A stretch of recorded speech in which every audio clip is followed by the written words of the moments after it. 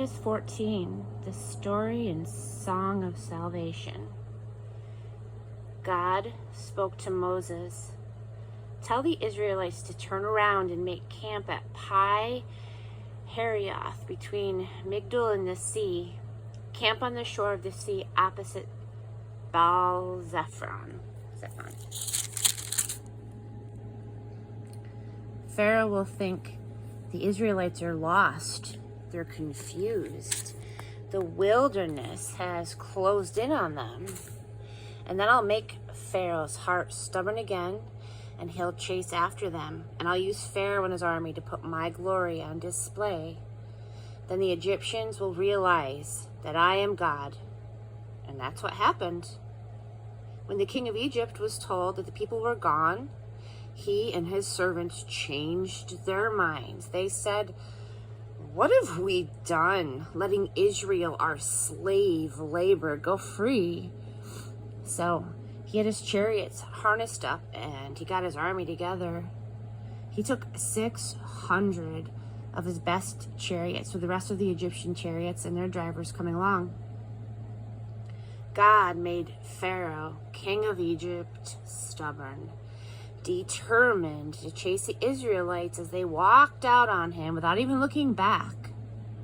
The Egyptians gave chase and caught up with them where they had made camp by the sea. All of Pharaoh's horse-drawn chariots and their riders, all his foot soldiers were there at Pi Hahiroth opposite Baal Zephon. Excuse me. As Pharaoh approached, the Israelites looked up and saw them, Egyptians coming at them. They were totally afraid. They cried out in terror to God. They told Moses, "Weren't the cemeteries large enough in Egypt so that you had to take us out here in the wilderness to die?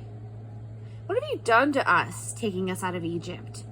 Back in Egypt, didn't we tell you this would happen? Didn't we tell you? Leave us alone here in Egypt? We're better off as slaves in Egypt than as corpses in the wilderness?" Moses spoke to the people. "Don't be afraid.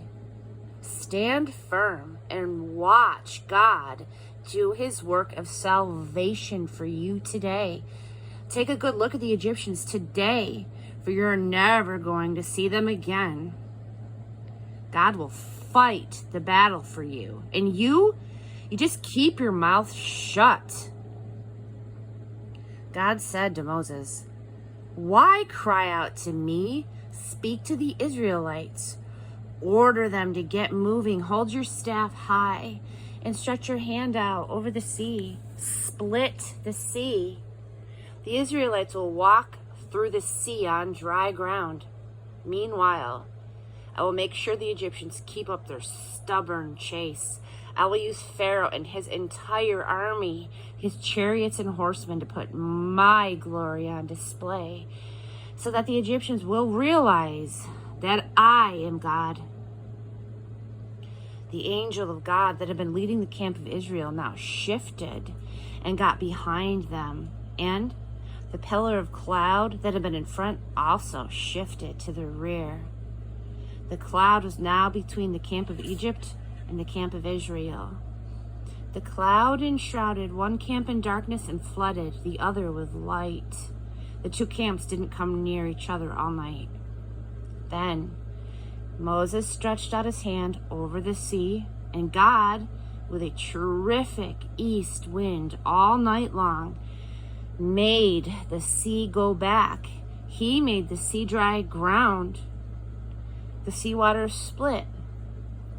The Israelites walked through the sea on dry ground, with the waters a wall to the right and to the left. The Egyptians came after them in full pursuit, every horse and chariot and driver of Pharaoh racing into the middle of the sea. It was now the morning watch. God looked down from the pillar of fire and cloud on the Egyptian army and threw them into a panic. He clogged the wheels of their chariots and they were stuck in the mud. The Egyptians said, Run, run from Israel. God is fighting on their side and against Egypt. God said to Moses, stretch out your hand over the sea, and the waters will come back over the Egyptians, over their chariots, over their horsemen. So Moses stretched his hand out over the sea. As the day broke and the Egyptians were running, the sea returned to its place as before. God dumped the Egyptians in the middle of the sea. The waters returned, drowning the chariots and the riders of Pharaoh's army that had chased after Israel into the sea. Not one of them survived.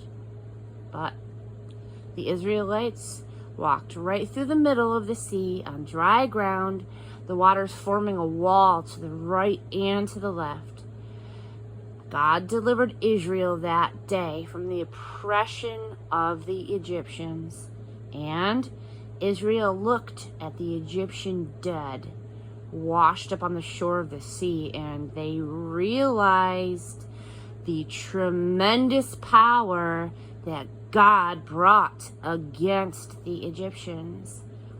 The people were in reverent awe before God, and they trusted in God and his servant Moses.